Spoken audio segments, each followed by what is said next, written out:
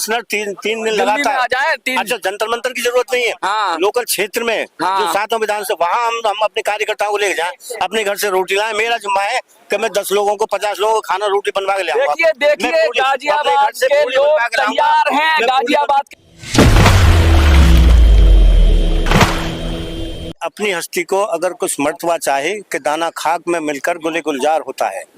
एक तो ये शेर, एक दूसरा शेर मुझे याद आ रहा है कि वो जिधर देख रहे हैं सब उधर देख रहे हैं, हम तो देखने वालों की नजर देख रहे हैं। ये इनका जो शॉर्ट में जो इन्होंने कहा कि मोदी जी की नजर देख रहे हैं, तो हम सब लोग वो जिधर देख रहे हैं, हम तो देखने वालों की नजर देख रहे हैं। अब तो ये समय आ गया है कि जो देख रहे हैं ना, हम जिसे देख रहे हैं वो सबकी तरह, अब तो हमें उनको देखना है। और ये भाई साहब की बात है, उनको अगर दिल्ली में हरा दिया जाए ना तो जरूरत ही नहीं है दुनिया में जाने की। यार कहाँ इतने छोटे गरीब आदमी है, एक दिल्ली में इतना फोकस करके सब लोगों को दिल्ली में एक टीम बना ली जाए 1000 आदमियों की। हर MP 10,000 लोग तैयार है सर। मेरे को कॉल किया है। मैं भी बहुत। आप कहाँ से हैं सर? मैं तो लोकल ही हूँ, गाजियाबाद के पास। गाजियाबाद के दिल्ली जीतनी चाहिए नहीं? बिल्कुल जीतनी चाहिए। इनकी आँख खुल जाएंगी। दिल्ली देश की राजधानी है। दिल्ली अगर ये हार जाएंगे, हमें अपना पूरा फोकस दिल्ली के 7 MPओं को हराने करें।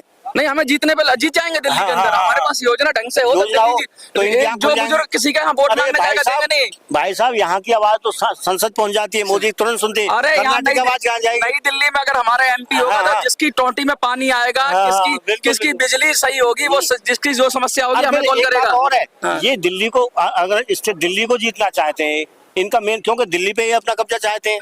दिल्ली में ही पूरा इनका प्रशासन है। बंगलोर में क्या मिलेगा? बंगलोर में क्या मिलेगा, कर्नाटक में क्या मिलेगा, केरला में क्या मिलेगा? साउथ के लोग हैं, ये हिंदी भाषी आदमी है, ये भी मोदी जी। तो ये दिल्ली पे फोकस रखते हैं कि दिल्ली अपनी होनी चाहिए, और दिल्ली में ही अगर इनका अपोज होगा तो ये 30 दिन कर देंगे।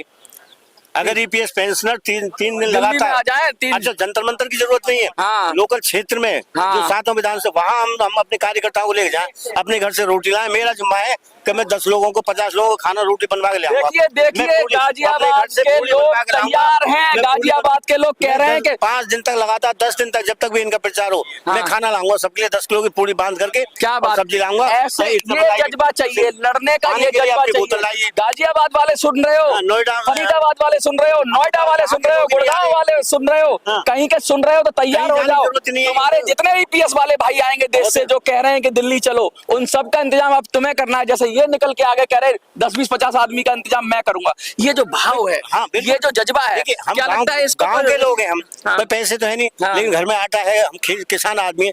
10 आदमियों के लिए 10 दिन के लिए मैं 50 आदमियों खाना के लिए मैं ला सकता हूँ अपने घर से पूरी बनवा करके। आप में से क्या लगता है, क्योंकि हजारों, कम से कम मेरे पास अभी कल तक तो 11,000 लोग थे जिनको कहा कि दिल्ली चलो। 11,000 लोग थे। आज करीब वो 15-17 हजार पे पहुंच गए होंगे। अभी मैंने चेक नहीं किया।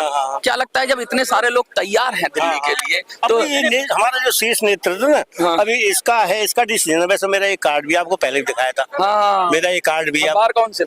तो क्या हमें ऐसे कैंडिडेट मिल सकते हैं? मैं देखूंगा तुम्हारी धाराओं को लगा दे, सब धारा जितनी लगती है IPC पूरी लगा दो। हमें क्या कुछ कैंडिडेट मिल सकते हैं दिल्ली के अंदर?